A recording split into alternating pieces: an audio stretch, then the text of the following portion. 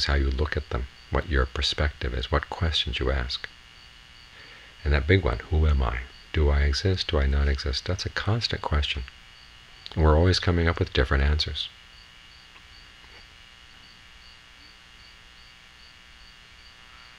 And because that question eats at us, then we try to feed on a particular identity. We create an identity to stuff into its mouth.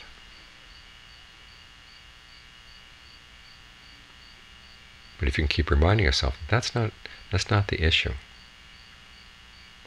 The issue is simply what can be done to lead to happiness, which sometimes requires a sense of self, but sometimes doesn't.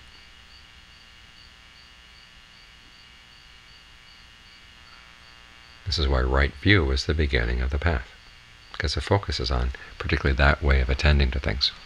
Once you've got a way of attending to things, then it changes your intentions. Your intention should then be to understand, okay, what is the cause of suffering? What are the causes for the end of suffering? If I see myself doing something that leads to suffering, how can I stop?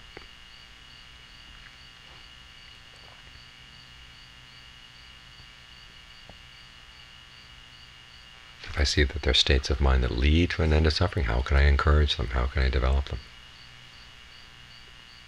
Those are intentions that you've got to nourish. Because otherwise, when the usual triggers for thirst and clinging or thirst and feeding come along, you just go right into your old feeding patterns.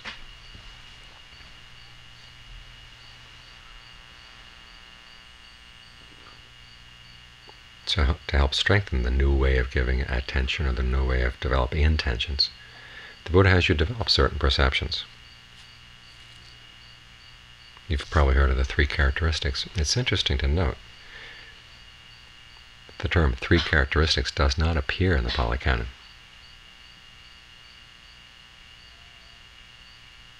The Buddha talks about anicca, dukkha, anatta, but he doesn't use the word characteristic to go along with him. He uses the word perception.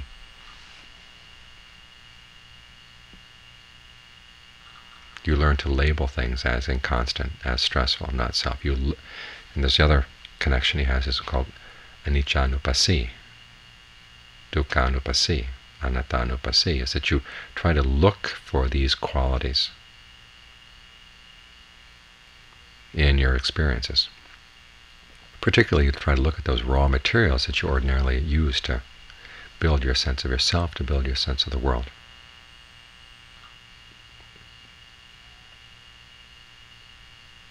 So you recognize the raw materials as being inconstant. When the raw materials are inconstant, how are you going to build anything solid out of them? It's like building a house out of frozen meat. It seems hard. You can stack it like bricks, but it's going to melt.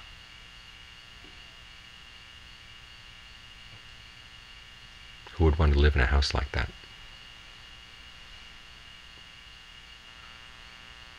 When you see that the raw materials are stressful, ask yourself, hey, what can I build out of stressful things that would really provide true security?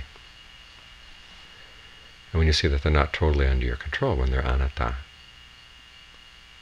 what sense of reliable self could you build out of these things?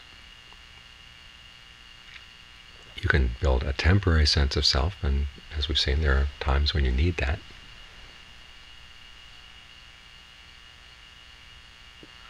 But ultimately it doesn't give the satisfaction you want. Because these thought worlds, once you've set them going, they start doing things on their own. They have a logic of their own that you can't always anticipate.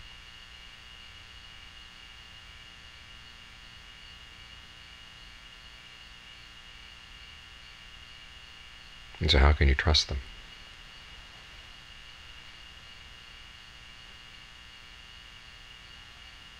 So these are the things the Buddha has you focus on.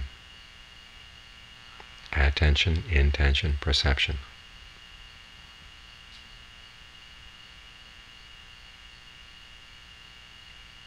So that when you find the mind jumping at the opportunity to build a thought world, You can ask yourself, why am I doing this? What am I going to get out of it? You look at the raw materials, and they're not the sort of things that you could build anything reliable out of. Then you look at your motivation. Why are you doing this? What do you want out of this? And you start asking the questions. Does this activity lead to suffering, or does it lead away from suffering? These are the things you've got to keep in mind.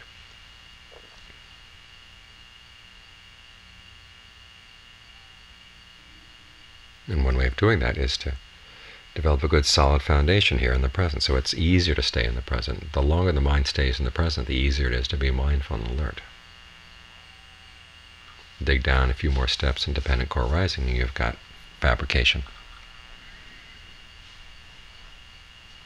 There are three kinds: bodily, verbal, mental. Bodily fabrication is the breath. Verbal is directed thought and evaluation, and mental is feeling and perception. When you're focused on the breath, thinking about and evaluating the breath, you've got all these things right there. You've got the breath, you've got yourself thinking and evaluating the breath, and you've got the feelings of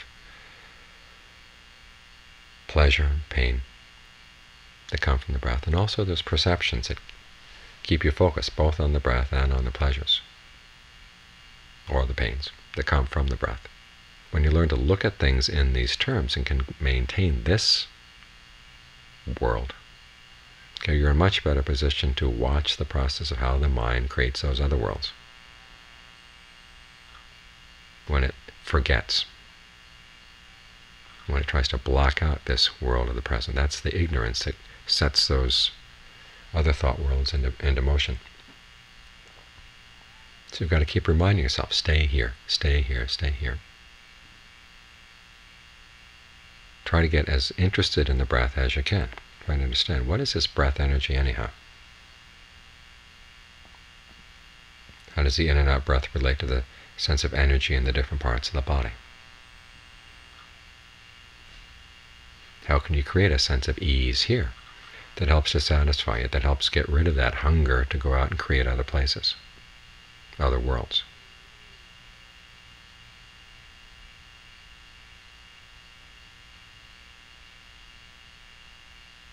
Because a better sense of fullness you have here. As I said earlier, once you get the fullness that comes from learning how to relate properly to the breath, it really does cut through a lot of that hunger, a lot of that thirst that would force you to create other worlds of being, other worlds of becoming. So when you look at dependent core rising, it's not just an abstract analysis. It actually explains a lot of the ways, a lot of the reasons why the Buddha teaches meditation the way he does, why he tended to teach breath meditation more than any other kind of meditation, why the path begins with right view, because it helps redirect this causal process away from the ignorant clinging and thirst that ordinarily we feed on, or that we try to feed on,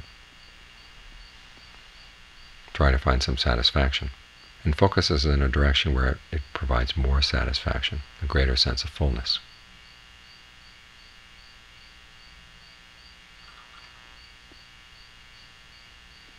So it's not just an abstract map, it's actually a guide to what you can do to help abort this process of constantly creating unsatisfactory worlds in the mind. Worlds that lead to suffering, worlds that lead to stress.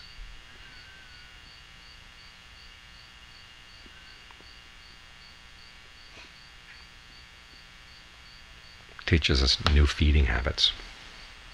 We can find, when we've learned how to feed on the breath,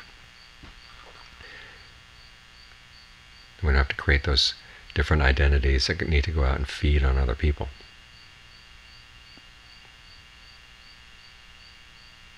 And so this way, as we develop new feeding habits in the mind, it's not just good for us, it's good for the people around us.